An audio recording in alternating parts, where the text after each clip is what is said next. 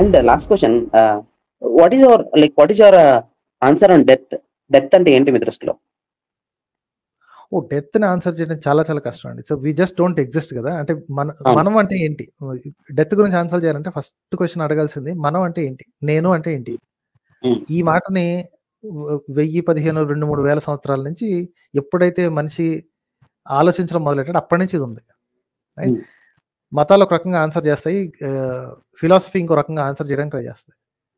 Science గురించి లేదా scientific thought ప్రాసెస్లో దీన్ని ఎలా ఆన్సర్ చేయాలంటే మనం లేదా నేను అంటే ఫిజికల్ బాడీ ఒకటి ఉంది, హార్డ్వేర్, సాఫ్ట్వేర్ మైండ్లో ఉంటుంది. ఓకే, హార్డ్వేర్ని వదిలేయటం ఈజీయే కానీ సాఫ్ట్వేర్ని వదులుకోవడానికి మనిషి ఇష్టపట్ల. ఇప్పుడు నేను అంటే ఏంటంటే నా ఇష్టాలు, నా ఏంటి, నాకు కంపైలేషన్ ఆఫ్ థాట్స్ కదా అండ్ ఎక్స్పీరియన్సెస్. అదే నేను. ఈ కంపైలేషన్, ఈ థాట్స్ మెమరీస్ మార్చేస్తే బాడీ హార్డ్వేర్ ఇదే ఉన్నా సరే నేను వేరే మనిషిని అయిపోతాను. లేదా నాకున్న ఎక్స్పీరియన్సెస్లో కొన్ని డిలీట్ చేసిన, ఒక 10 ఏళ్ల పాటు నాకు వేరే టైప్ ఆఫ్ ఎక్స్పీరియన్సెస్ యాడ్ చేసిన నేను అనేవాడిని మారిపోతాను. Right? There are so many people like that who were కట్టర్ fellows who have become regular normal people and who are very normal who become very cutter people. So నేను అనే దానికి definition almost ప్రతి రోజు మారుతూనే ఉంటుంది. With new information, with new experiences నేను ఎవరు అనేది మారుతూనే ఉంటుంది. మారనేది అనే ఆఖరికి హార్డ్వేర్ కూడా మారుతూనే ఉంటుందండి.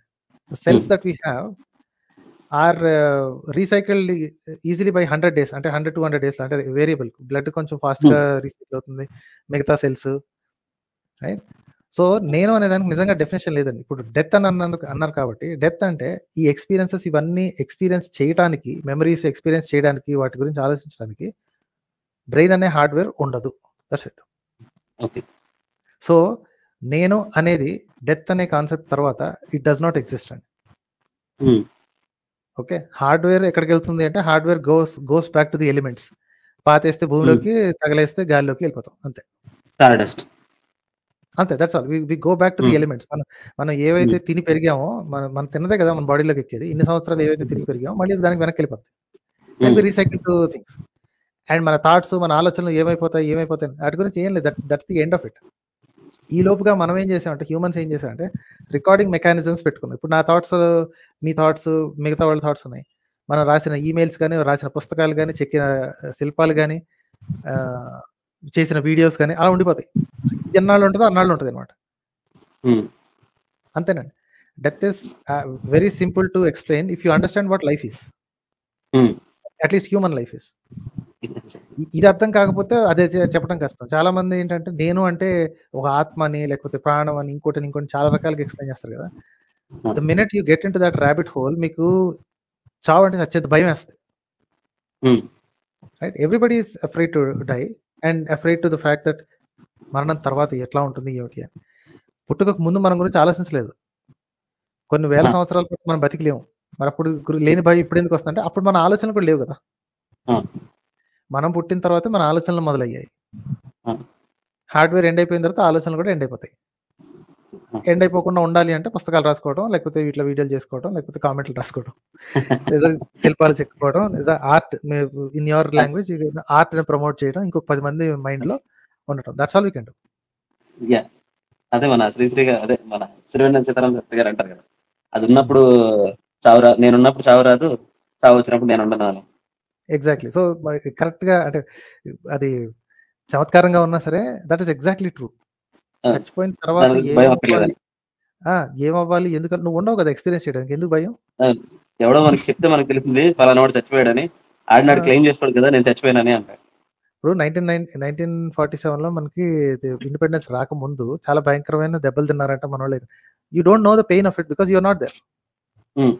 సేమ్ థింగ్ మేబీ ఇంకొక 100 ఏళ్ల తర్వాత మనం లేనప్పుడు ఏదైనా యుద్ధం ఏదైనా జరిగితే ఆ నొప్పి ఎలా ఉంటుందో మనకు తెలియదు, because will not be there. భయం ఎందుకు? బతుకున్నప్పుడు ఏం చేయాలని ఆలోచించాలి కానీ. అండ్ అనదర్ థింగ్, మన ఏంటి రికీ గెర్వేస్ అనే ఒక కమెడియన్ ఉంటాడు, అతను కూడా ఒక ఇట్లాంటిది ఆలోచన చెప్తాడు అన్నమాట. ఐ థింక్ ఇట్స్ ఆల్సో అంటే కామెడీ కోసం తయారు చేసిన ఆలోచన ఇది. మీరు పార్టీకి వచ్చారండి, ఇంకొక 5-6 గంటల్లో పార్టీ ఎండ్ అయిపోద్ది. 11:30, 12 అయితే ఏంటి షట్టర్ వేసి ఎల్లగొట్టేస్తాడు అందరినీ. మీకు తెలుసు గ్యారంటీకి పార్టీ ఎండ్ అయిపోద్దని మీకు తెలుసు కదా అని చెప్పి పబ్లో కూర్చొని ఏడుస్తూ కూర్చుంటారు, అయ్యో పార్టీ ఎండ్ అయిపోద్ది అని ఏడుస్తూ కూర్చుంటారా, లేకపోతే ఎంజాయ్ చేస్తారా? Right? You know the party ends. So you enjoy the time you have been given. Yeah. అది ఎవరి పద్ధతికి వచ్చినట్టు వాళ్ళకి you enjoy the time that you are there. అంతే తప్ప పార్టీకి రాకముందు నేను ఎంత మిజరబుల్ గా ఉన్నాను ఏడవరు, పార్టీ అయిపోయిన తర్వాత. So this life what you have been given is the time you have here. Enjoy చేసి వెళ్ళిపోవడమే అంతే. డాక్టర్ మహేష్ గైక్వాడ్ అని ఆయన కలిసాను సార్ మన మహారాష్ట్రలో. సో లైక్ మహారాష్ట్రలో ఈ బయోడైవర్సిటీ తాలూకు ప్రాబ్లం వచ్చినా ఏదొచ్చినా సరే ఆయనే కన్సల్ట్ చేస్తారంట, including forest Rangers and every one. ఆయన కలిసే అవకాశం 2 సార్లు వచ్చింది రీసెంట్ గా. ఆయన డిస్కస్ చేసినప్పుడు కూడా సేమ్ పాయింట్స్ చెప్పారనమాట. అంటే కంగారు ఎక్కువ పరిగెడుతుంటారు కదా, అంత అవసరం లేదు, మనం ఏదో కాపాడేస్తాము, ప్లాస్టిక్ పొల్యూషన్ చేస్తాం, అంతే ఏం కాదు.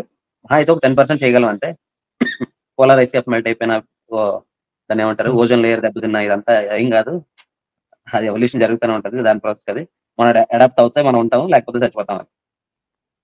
అంతే అంతే. సి ఎర్త్కి ఏం నష్టం లేదండి. ఓకే, సింపుల్ ఏంటంటే ఎర్త్ మనుషులు పుట్టక ముందు కూడా ఉంది. ఓకే, జీవం పుట్టక ముందు కూడా ఉంది, మనుషులు ఎండ్ అయిపోయిన తర్వాత కూడా ఉంటుంది. సో మనం బతకాలి అంటే మనకి ఎర్త్ సిచ్యువేషన్ బాగా ఉంచుకోవాలి, మనకి తగ్గట్టుగా ఉంచుకోవాలి. అదే మనం ట్రై చేయగలం తప్ప saving the earth, saving the planet does not need saving అండి. మనుషులు మనమే సేవ్ చేసుకోవాలి, అదే అంతే. థ్యాంక్స్ అలాట్ అండి, థ్యాంక్స్ అలాట్ కార్తిక్ గారు. My pleasure. Thank you sir.